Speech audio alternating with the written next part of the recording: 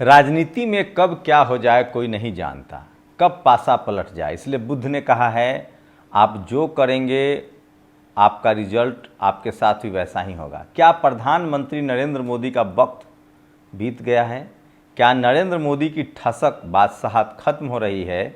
और क्या अपने ही नेताओं को जब मौन मिला, जब मौका मिला, जब मन हुआ उनको नीचे दिखाना, उनको हटा देना, ये सब कुछ महंगा पड़ रहा है? क्या नरेंद्र मोदी चारों तरफ से घिर गए हैं? एक तरफ जहां उनके मंत्रियों पर एफआईआर हो रहा है, दूसरी तरफ पार्टी में बगावत की खबर आ रही है और तीसरी तरफ आरएसएस ने शिकंजा कस दिया है। नमस्कार, मैं शंभू कुमार सिंह और आप देख रहे हैं नेशनल दस्तक। 10 साल नरेंद्र मोदी पूरा कर चुके हैं ठसक के साथ। ये 15वां साल में उनकी एंट्री है। 2024 में लोकसभा का चुनाव हुआ, 3 महीने का वक्त निकला है, लेकिन नरेंद्र मोदी की मुश्किलें कम नहीं हो रही है। सबसे बड़ी मुश्किल तो ये है कि अभी जो नया सबसे जो बड़ी खबर है, निर्मला सीतारमण जो फाइनेंस मिनिस्टर है, उन पर 8,000 करोड़ के 8,000 करोड़ कह रहा हूँ मैं, 8,000 करोड़ रुपए की जबरन वसूली ईडी के दबाव बनाकर आरोप नहीं लगा है। कोर्ट ने बाकायदा पहली नज़र में सबूतों को सही पाया है, उसके बाद कहा है कि एफआईआर दर्ज कीजिए। और सोचिए, सिद्धारमैया एक मुख्यमंत्री हैं जिन पर कुछ ज़मीन का मामला था, एफआईआर हुआ कोर्ट के आदेश के बाद, उसके बाद बीजेपी वाले इस्तीफा मांग रहे थे। अब चारों तरफ घनघोर चुप्पी है। आज हिमांशु कुमार ने लिखा है, कल इसको लेकर कांग्रेस के जो वकील हैं और नेता हैं अभिषेक मनु सिंघवी, उन्होंने एक प्रेस कॉन्फ्रेंस की। अभिषेक मनु सिंघवी ने बताया कि ये जो घटना है, ये जो एफआईआर है वो कितना सही है और ये कोई मामूली एफआईआर नहीं है कि पुलिस ने दर्ज कर लिया है। बाकायदा प्राइमा फेसिया पहली नज़र के सबूतों को कोर्ट ने सही माना है, उसके बाद कोर्ट ने इसका आदेश दिया है। इसका मतलब मामला गंभीर है।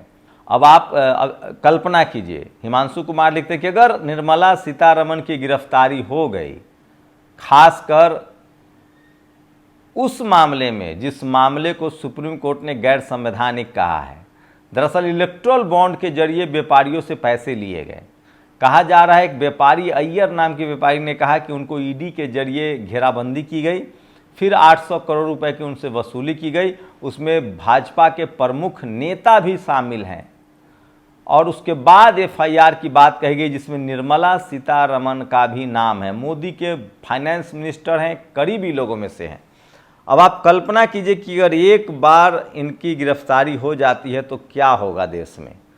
आपको बता दें कि वैसे इस्तीफा राजनाथ सिंह ने एक बार कहा था कि हमारी पार्टी में इस्तीफा नहीं होता है, तो ये तो अलग बात है। लेकिन सोचिए, अगर विपक्ष ने इसको मुद्दा बना दिया, जिस तरह से बीजेपी तमाम राज्यों में मुद्दा बनाती है, सोचिए लोग सवाल पूछ रहे हैं कि हेमंत सोरेन की ज़मीन को लेकर मामूली 10-20 करोड़ के लिए गिरफ्तारी हो गई, वो भी मुख्यमंत्री थे।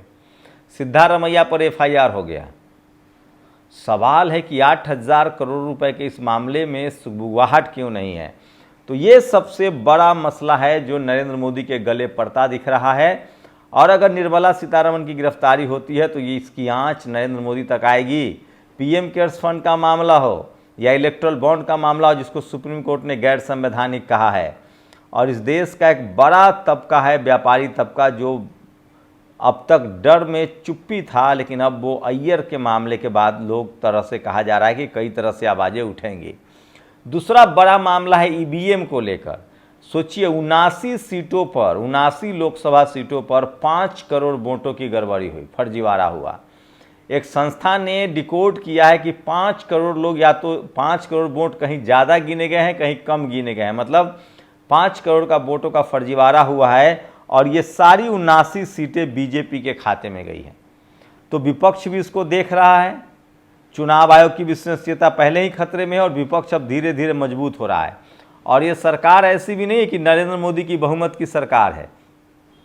इसमें चंद्रबाबू नायडू जो डेमोक्रेटिक इन्फ्लुएंसर हैं और वो अपनी नैतिकता के लिए जाने जाते हैं, नीतीश कुमार जो कभी भी मौका देखकर अपने प्रधानमंत्री बनने की संभावनाओं को खारिज नहीं करना चाहते हैं, तो ये सरकार नीतीश कुमार, चंद्रबाबू नायडू और चिराग पासवान के 3 कुर्सी के जो 4 पाए हैं उसमें बीजेपी 241 सीटों के साथ है। बाकी के जो सीटें हैं वो चिराग पासवान के 5, नीतीश कुमार के 12 और 16 सीटें जो हैं, 14 सीटें नीतीश कुमार की, 16 सीटें जो हैं चंद्रबाबू नायडू की है।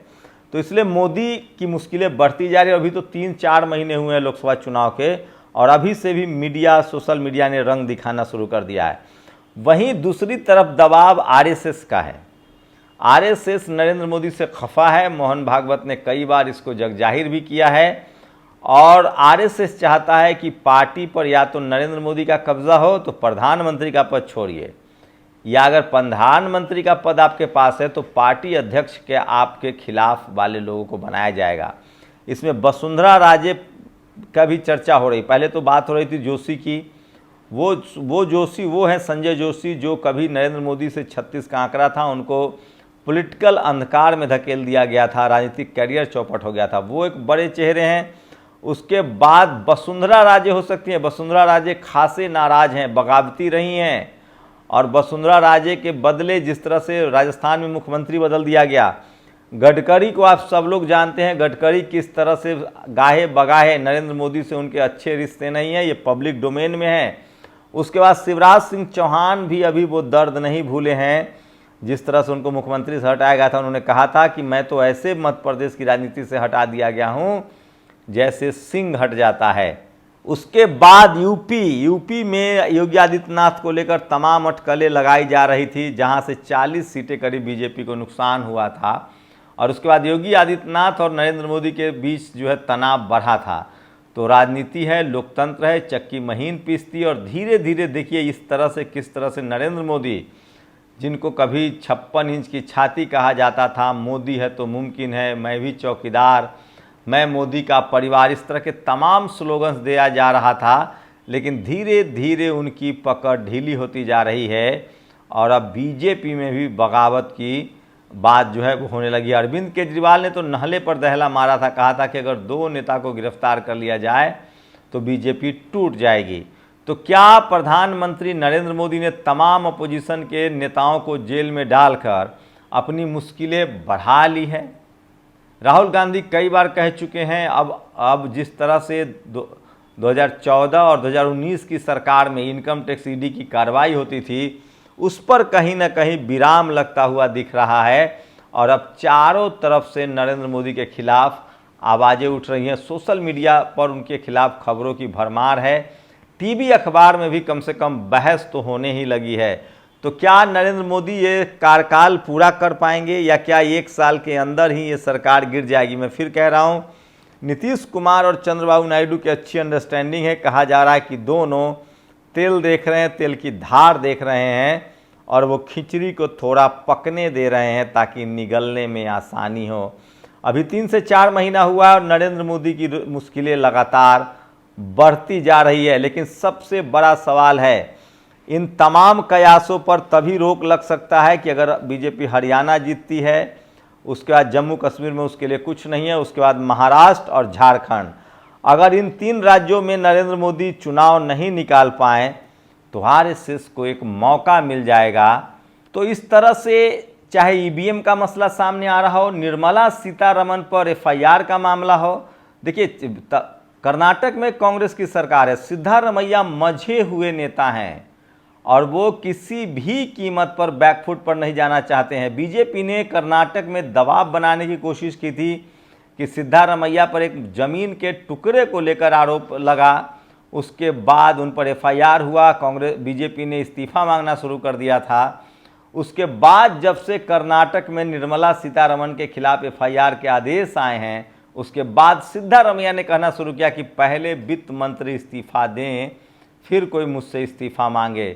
तो जिन राज्यों में बीजेपी की सरकार है वहाँ तो सब गुडी गुडी है, लेकिन जिन राज्यों में चाहे तेलंगाना हो, कर्नाटक हो, झारखंड हो, इन राज्यों में अभी बीजेपी की सरकार नहीं है। और 2 राज्य अगर जम्मू कश्मीर हरियाणा बीजेपी के हाथ से निकलते हैं और अगर गलती से महाराष्ट्र और झारखंड दोबारा बीजेपी के हाथ से निकल गया तो नरेंद्र मोदी के लिए ये मुश्किल जो है वो कहीं ना कहीं सबसे बड़ी मुसीबत बन जाएगी। और अध्यक्ष पद से तो अपने आदमी को इनको हटाना पड़ेगा। नेशनल दस्तक की आपसे गुजारिश है कि अगर इसको बचाना चाहते हैं तो नेशनल दस्तक को सब्सक्राइब करने के लिए रेड कलर के सब्सक्राइब बटन को दबाएं, फिर बेल आइकन की घंटी दबाएं। नेशनल दस्तक को बचाने के लिए बहुत ज़रूरी है कि हर खबर को शेयर करें, लाइक करें, कमेंट जरूर करें।